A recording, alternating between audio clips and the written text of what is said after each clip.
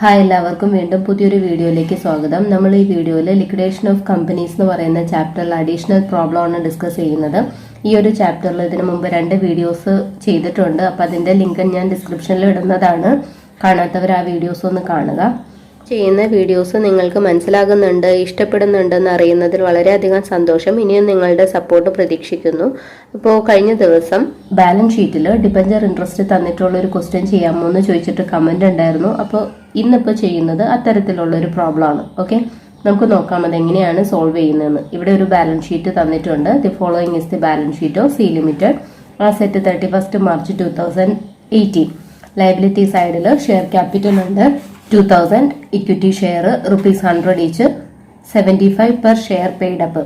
അതുപോലെ തന്നെ 6000 equity share 100 each ആണ്, ₹60 ആണ് പേ ആയിട്ടുള്ളത്. ഇവിടെ 2000 equity share 75 paid up, capital amount 1,50,000, 6000 equity share 60 paid അപ്പിൻ്റെതും ഉണ്ട്. അങ്ങനെ ക്യാപിറ്റൽ എമൗണ്ട് 3,60,000. അപ്പൊ ഈ ഒരു 2 ഇക്വിറ്റി ഷെയർ ഒന്ന് ഓർത്ത് വെക്കാം. ഫസ്റ്റത്തേല് 75 ആണ് പെയ്ഡ് അപ്പ് ആയിട്ടുള്ളത്, സെക്കൻഡില് 60 ആണ്. ഓക്കെ, ഇനി next 2000 10% preference share 100 each fully paid up ആണ്, ക്യാപിറ്റൽ എമൗണ്ട് 2 lakh. അതുപോലെ സെക്യൂർഡ് ലോൺ 10% ഡിബഞ്ചേഴ്സ് പറഞ്ഞിട്ടുണ്ട്, having floating charge on all assets 2 lakh. Interest accrued on debenture. ഇങ്ങനെ ബാലൻസ് ഷീറ്റിൽ ഇൻട്രസ്റ്റ് അക്രൂഡ് ഓൺ ഡിബഞ്ചർ അല്ലെങ്കിൽ interest outstanding on debenture എന്നൊക്കെ ഒരു item ഉണ്ടെങ്കിൽ നമ്മളതൊന്ന് ശ്രദ്ധിക്കണം. ഫൈനൽ അക്കൗണ്ടിൽ ഡിബഞ്ചർ എഴുതുന്ന സമയത്ത് ഈ ഒരു ഔട്ട്സ്റ്റാൻഡിംഗ് ഇൻട്രസ്റ്റും കൂടെ നമ്മൾ ആഡ് ചെയ്തിട്ട് അതിന്റെ പേയ്മെന്റും കൂടെ കൊടുക്കുന്നതാണ്. ഓക്കെ, ഇനി കറന്റ് ലയബിലിറ്റീസിൽ പറഞ്ഞിരിക്കുന്നത് സൺട്രി ക്രെഡിറ്റേഴ്സ് ആണ്, എമൗണ്ട് 4,90,000. അപ്പൊ ലയബിലിറ്റി സൈഡ് ഏകദേശം ക്ലിയർ ആയി എന്ന് വിചാരിക്കുന്നു. ഇനി അസറ്റ് സൈഡിൽ ഇതാ ഫിക്സഡ് അസറ്റിൽ ലാൻഡ് ആൻഡ് ബിൽഡിങ്ങും പ്ലാന്റ് ആൻഡ് മെഷീനറിയും ഉണ്ട്, 4 lakhും 3,80,000. കറന്റ് അസറ്റ്സിൽ സ്റ്റോക്ക് എമൗണ്ട് നോക്കുക, sundry debtors, cash, P and account. Okay, balance ഷീറ്റിന്റെ ടോട്ടൽ 7,14,000. ബാലൻസ് ഷീറ്റ് ഓക്കെ അല്ലേ? ഇനി പാരഗ്രാഫ് പറഞ്ഞിരിക്കുന്നത് ഓൺ ദാറ്റ് ഡേറ്റ്. നമുക്ക് തന്നിരിക്കുന്ന ബാലൻസ് ഷീറ്റിന്റെ ഡേറ്റ് എത്രയാ? 31 March 2018. Okay, on that date the company went into voluntary liquidation.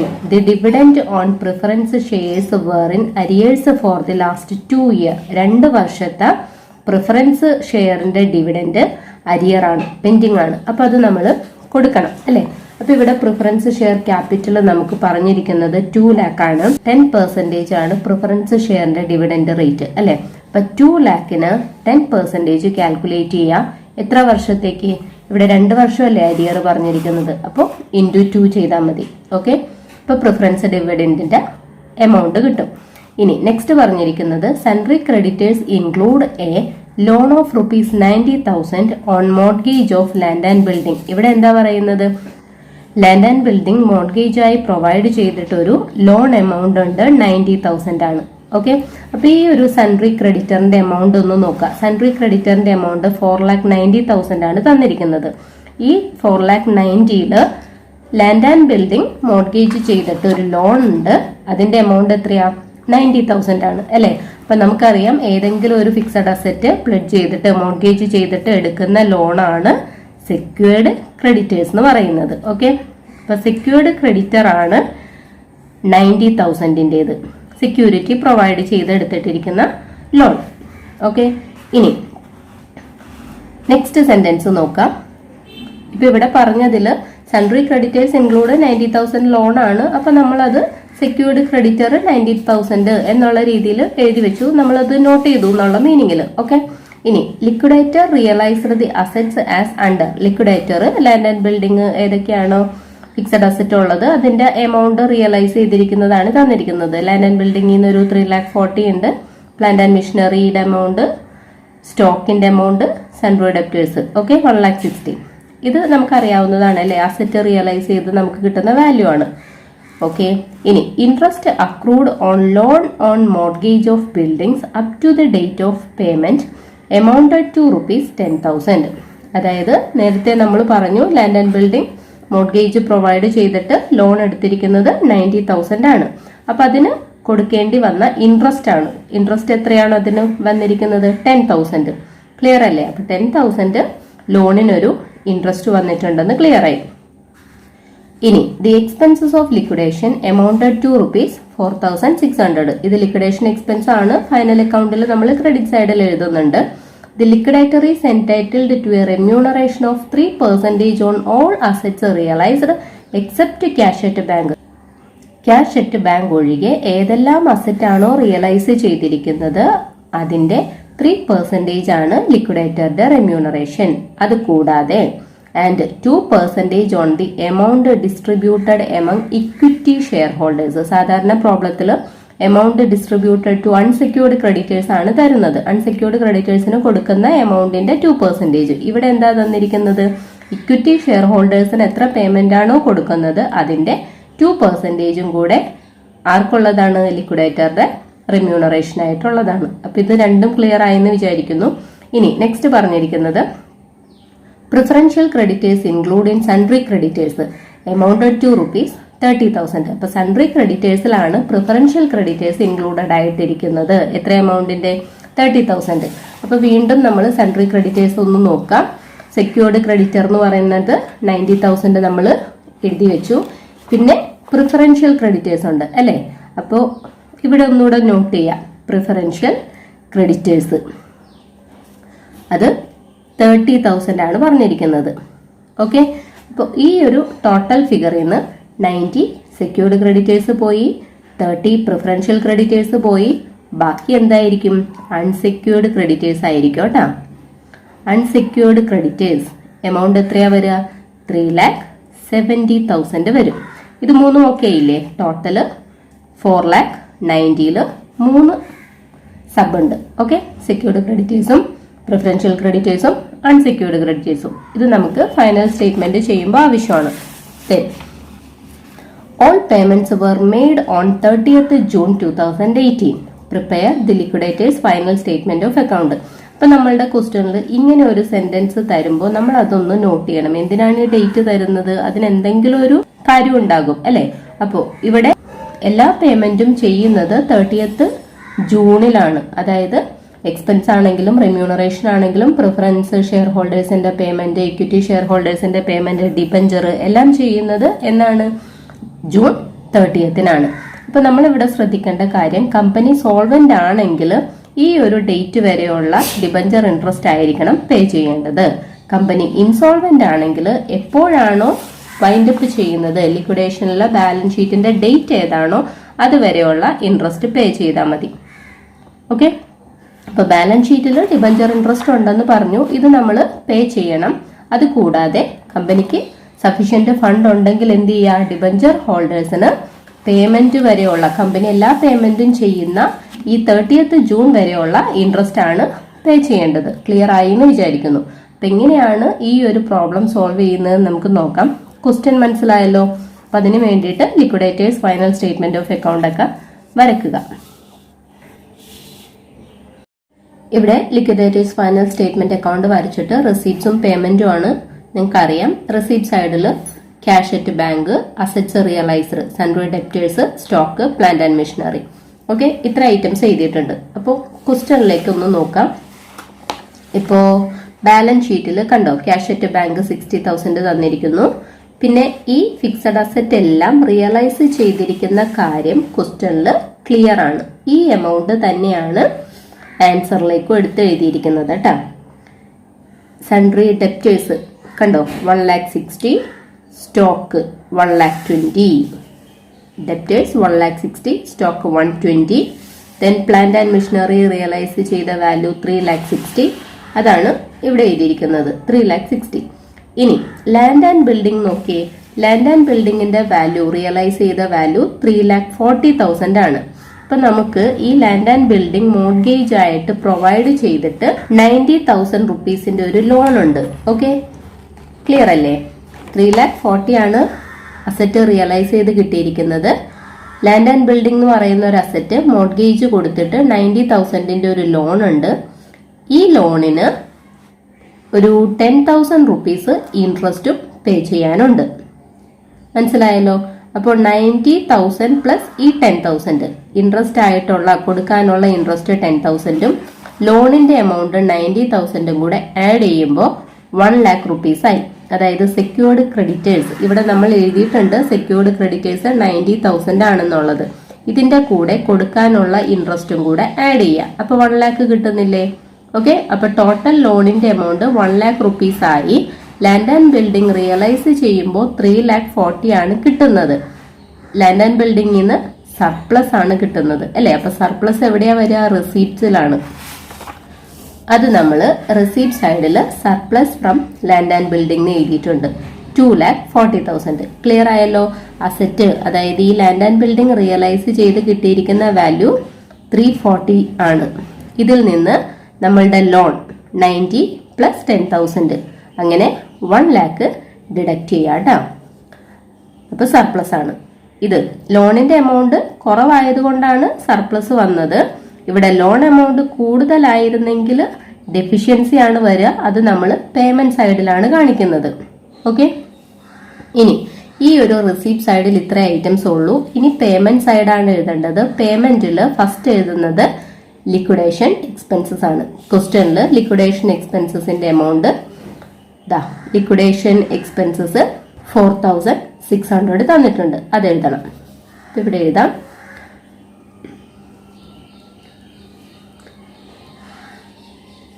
Liquidation expenses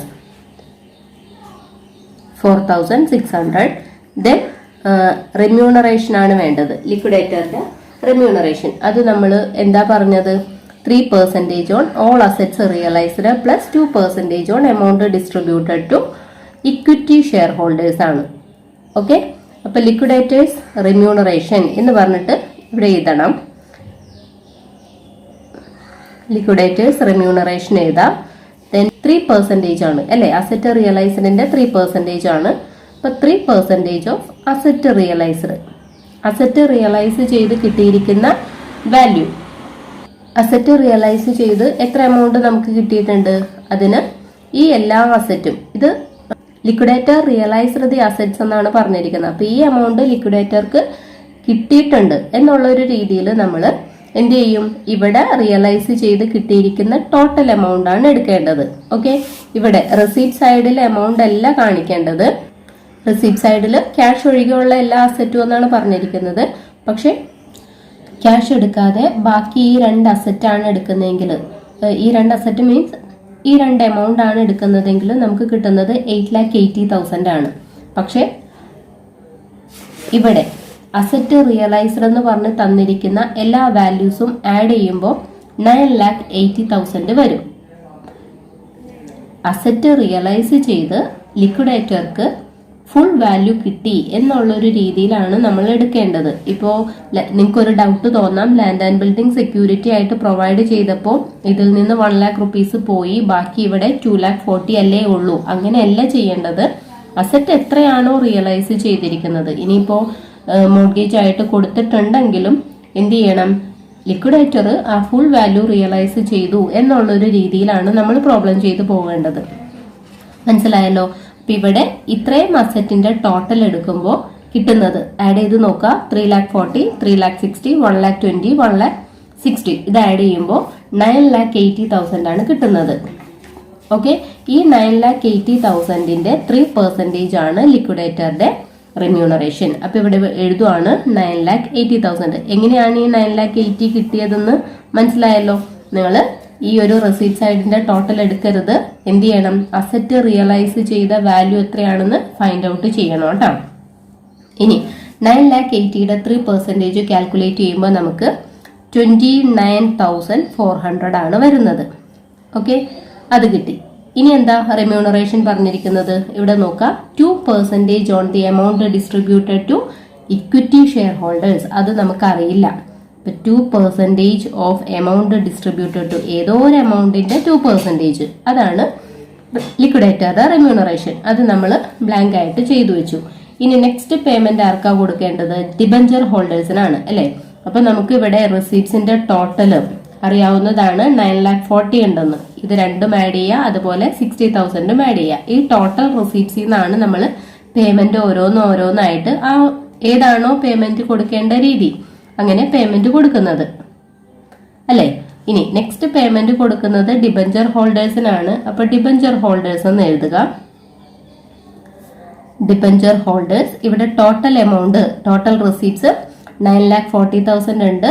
debenture ഹോൾഡേഴ്സിന് കൊടുക്കാനുള്ള payment balance ഷീറ്റിൽ നോക്കുക.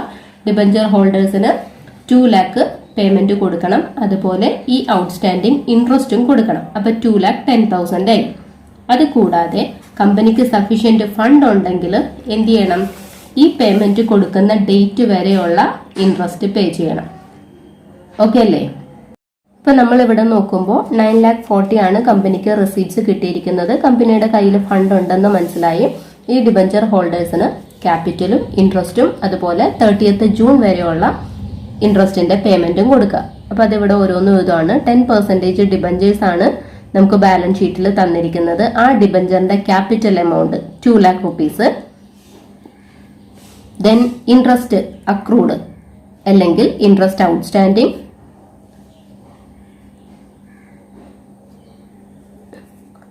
10,000. ഇതും ബാലൻസ് ഷീറ്റിൽ തന്നിട്ടുണ്ട്.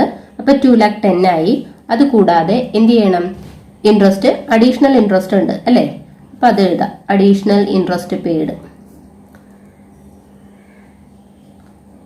അഡീഷണൽ ഇൻട്രസ്റ്റ് പേ ചെയ്യുന്നത് എത്ര എമൗണ്ട് ആണ് അത് കാൽക്കുലേറ്റ് ചെയ്യണ്ടേ. അപ്പൊ ഇവിടെ 2 lakh ആണ് നമ്മളുടെ. നിങ്ങളിത് ഫൈനൽ സ്റ്റേറ്റ്മെന്റ് ചെയ്യുമ്പോൾ ഈ ഇൻട്രസ്റ്റ് ഇവിടെ ഇങ്ങനെ കാൽക്കുലേറ്റ് ചെയ്യേണ്ട ആവശ്യമില്ല, വർക്കിംഗ് നോട്ടിൽ കാണിച്ചാൽ മതി. ഇതിപ്പോ നിങ്ങൾക്ക് ക്ലിയർ ആവാൻ വേണ്ടിയിട്ടാണ് ഞാൻ ഇവിടെ ഇങ്ങനെ കാൽക്കുലേഷൻ എഴുതി പോകുന്നത് കേട്ടോ. നിങ്ങൾ എഴുതുമ്പോൾ 10% ഡിബഞ്ചർ കാണിക്കുക, ഇൻട്രസ്റ്റ് അക്രൂഡ് കാണിക്കുക, എന്നിട്ട് ടോട്ടൽ ഇൻട്രസ്റ്റ് എഴുതിയാലും മതി. ഇതുപോലെ സ്പ്ലിറ്റ് ചെയ്ത് എഴുതാം, പക്ഷെ കാൽക്കുലേഷൻ ഇവിടെ കാണിക്കേണ്ട, വർക്കിംഗ് നോട്ടിൽ കാണിച്ചാൽ മതി. ഇപ്പൊ ഇവിടെ 2 lakh ക്യാപിറ്റൽ ആണ്, 10% ആണ് ഇൻട്രസ്റ്റ്. അപ്പൊ 10% കാൽക്കുലേറ്റ് ചെയ്യുക. എന്നിട്ട് ഈ അഡീഷണൽ ഇൻട്രസ്റ്റ് എത്ര മാസത്തേക്ക് കൊടുക്കണം, അതിന് വേണ്ടിയിട്ട് നമുക്ക് ബാലൻസ് ഷീറ്റ് തന്നിരിക്കുന്ന ഡേറ്റ് 31st March 2018. എല്ലാ പേയ്മെന്റും ചെയ്യുന്നതാണ് കമ്പനി ഫൈനൽ സ്റ്റേറ്റ്മെന്റ് ചെയ്യുമ്പോൾ എല്ലാ പേയ്മെന്റും ചെയ്യുന്ന ഡേറ്റ് ആണ് നമുക്ക് തന്നിരിക്കുന്ന 30th June. അപ്പൊ മാർച്ച് മുതൽ 30th June വരെ 3 months ആണ് അല്ലെ. അപ്പൊ 3 months ഇൻട്രസ്റ്റ് ആണ് പേ ചെയ്യേണ്ടത്. ഇവിടെ ഇൻറ്റു 3/12 എത്ര എമൗണ്ട് വരുമെന്നൊന്ന് കാൽക്കുലേറ്റ് ചെയ്തേ. 5,000 വരുന്നുണ്ട് അല്ലെ. ആ 5,000 ഇവിടേക്ക് എഴുതാം. മനസ്സിലായി എന്ന് വിചാരിക്കുന്നു. കമന്റ് ചെയ്ത ആൾക്കും ക്ലിയർ ആയിട്ടുണ്ടാകും അല്ലെ.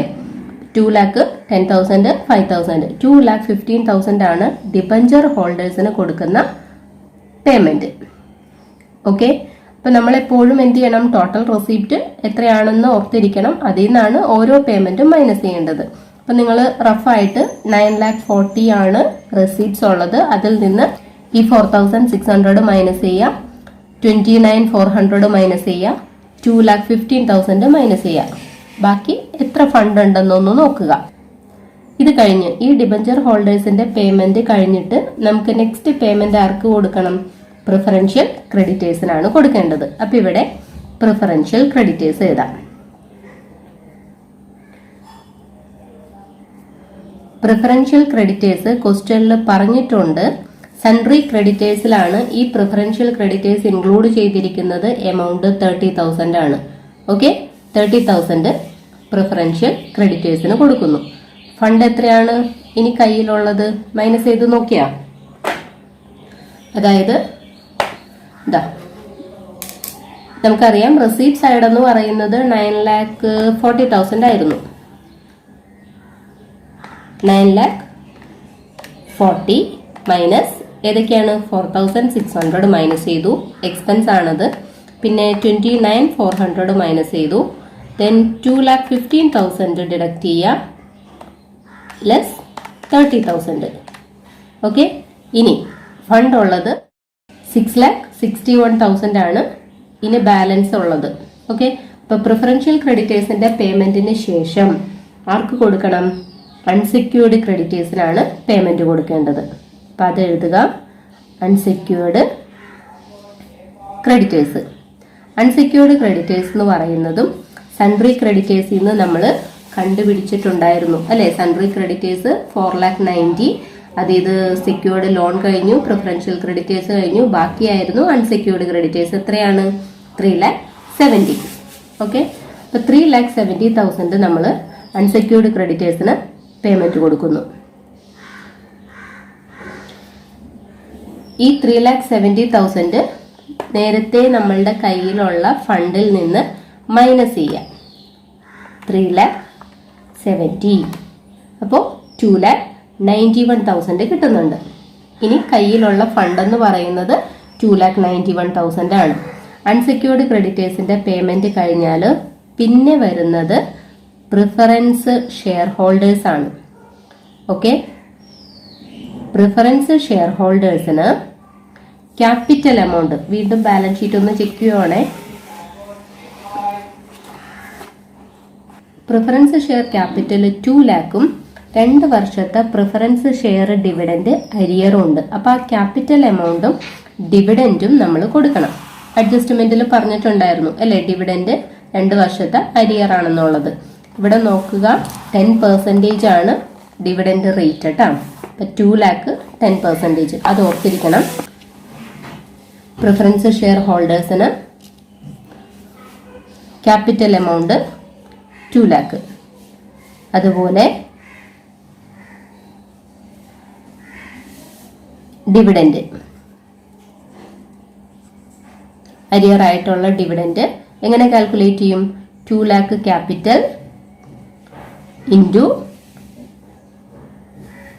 10% ഇൻറ്റു 2/12.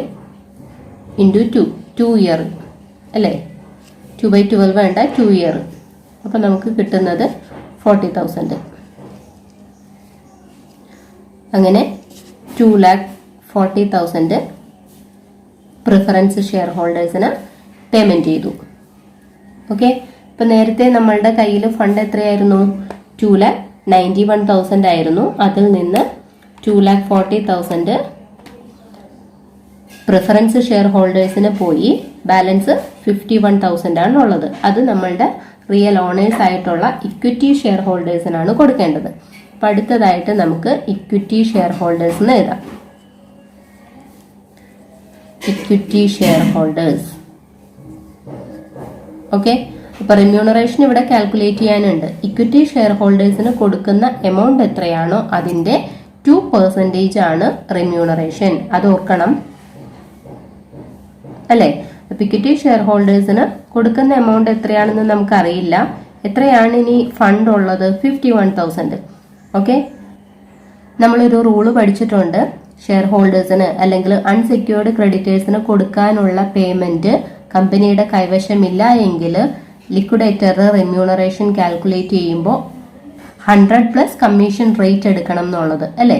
ഇവിടെ ഇപ്പോൾ ഇക്വിറ്റി ഷെയർ ഹോൾഡേഴ്സിനാണ് ലാസ്റ്റ് പേയ്മെന്റ് കൊടുക്കാനുള്ളത്. കമ്പനിയുടെ കയ്യിൽ 51,000 ആണ് ഉള്ളത്.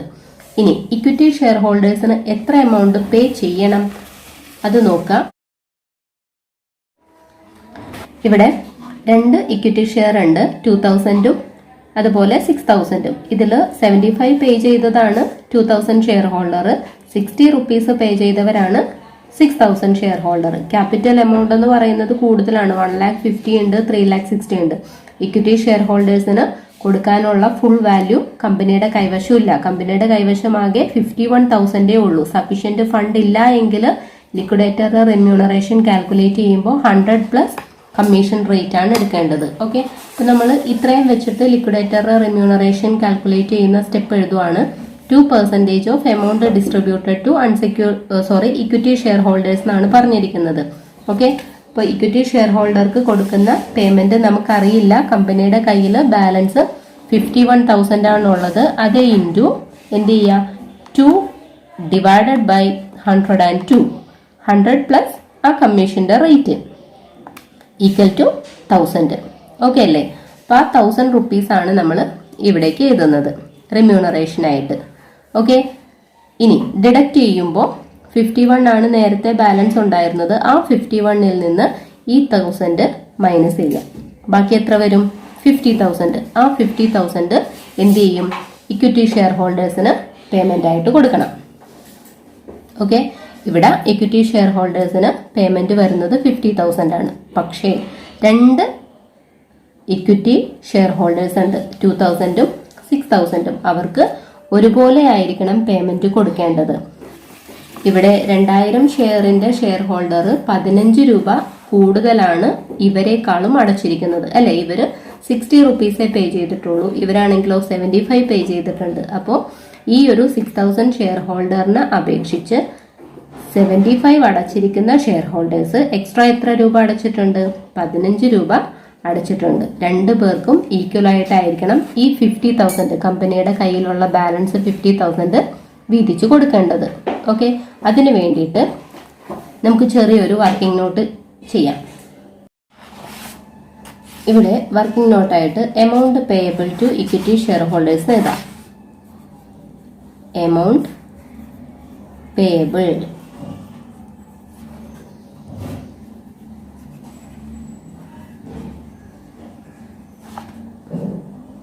ഷെയർ ഹോൾഡേഴ്സിന് കൊടുക്കാനുള്ള പേയ്മെന്റ് നോക്കുക. 1,50,000, 3,60,000 ടോട്ടൽ ചെയ്യാം. 2 ഷെയർ ഹോൾഡേഴ്സ് ഉണ്ട് അല്ലെ, അവർക്ക് 2 പേർക്കും കൂടെ കൊടുക്കാനുള്ള എമൗണ്ട് 1,50,000 പ്ലസ് 3,60,000 എത്രയാ വരുന്നത്?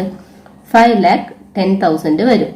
ഓക്കെ, ഇനി നമ്മൾ ഫൈനൽ സ്റ്റേറ്റ്മെന്റ് പ്രിപ്പയർ ചെയ്ത് കഴിഞ്ഞപ്പോൾ ഇക്വിറ്റി ഷെയർ ഹോൾഡേഴ്സിന് കൊടുക്കാനായിട്ട് കമ്പനിയുടെ കയ്യിൽ സഫീഷ്യന്റ് ആയിട്ടുള്ള ഫണ്ട് എത്രയായിരുന്നു? 50,000 ആയിരുന്നു അല്ലേ. റിമ്യൂണറേഷനും എക്സ്പെൻസും ഡിബഞ്ചർ ഹോൾഡേഴ്സിന്റെ പേയ്മെന്റും അതുപോലെ പ്രിഫറൻസ് ഷെയർ ഹോൾഡേഴ്സിന്റെ പേയ്മെന്റും എല്ലാം കൊടുത്തു കഴിഞ്ഞ് ബാലൻസ് ഉള്ളത് 50,000 ആണ്. അപ്പൊ ഈ ഒരു ഇക്വിറ്റി ഷെയർ ക്യാപിറ്റലിൽ നിന്ന് ഇത് ഷെയർ ഹോൾഡേഴ്സിന് കൊടുക്കാനുള്ള നമുക്ക് വേണമെങ്കിൽ amount payable to equity share ഹോൾഡേഴ്സിന് എഴുതാം. ഇത് ഇക്വിറ്റി ഷെയർ ക്യാപിറ്റല്, അതിൽ നിന്ന് എന്ത് മൈനസ് ചെയ്യണം? Surplus amount, surplus available for equity share holders. Surplus available for equity share holders അല്ലേ. മനസ്സിലാവുന്നുണ്ടല്ലോ. ഇത് ടോട്ടൽ കൊടുക്കേണ്ട ക്യാപിറ്റൽ. ഇത് എവിടെന്നാ വന്നത്? ഇത് നമ്മൾ ബാലൻസ് ഷീറ്റിൽ നിന്ന് എടുത്ത് എഴുതി. പിന്നെ ഫണ്ട് ഉള്ളത് 50,000 അങ്ങോട്ട് ലിസ്റ്റ് ചെയ്യാം. ഓക്കെ,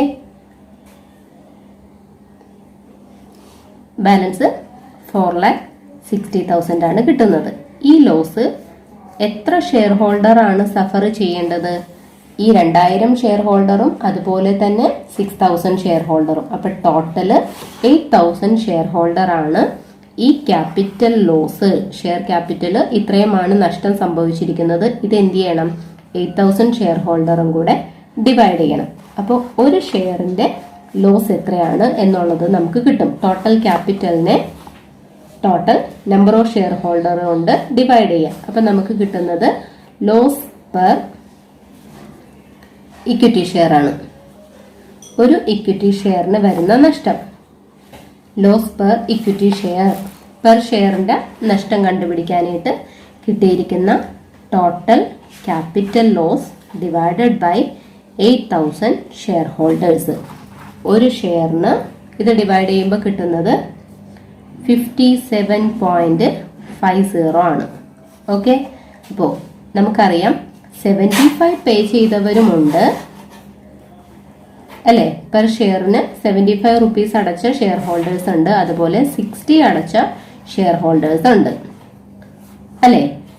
ഇതാണ് നമ്മളുടെ പെർ ഷെയറിന്റെ ലോസ് കിട്ടിയിരിക്കുന്നത്. അപ്പൊ 60 അടച്ചിരിക്കുന്ന ഷെയർ ഹോൾഡർക്ക് ഇത്രയും എമൗണ്ട് മൈനസ് ചെയ്തിട്ട് ബാക്കി 2.50 വെച്ചിട്ട് പേയ്മെന്റ് കൊടുക്കും.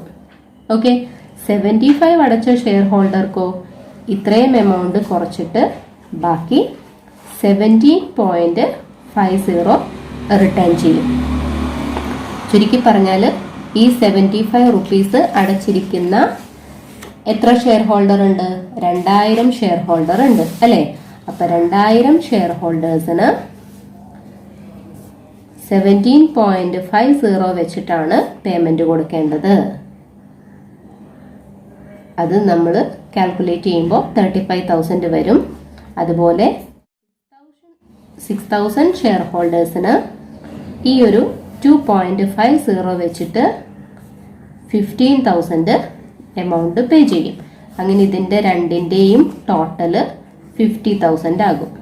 അല്ലേ? കമ്പനിക്ക് ബാലൻസ് 50,000 ആണുള്ളത്. അത് 2 ഷെയർ ഹോൾഡേഴ്സിനും ഈക്വലായിട്ട് നമ്മൾ കൊടുത്തു തീർക്കുന്നു. മനസ്സിലായോ?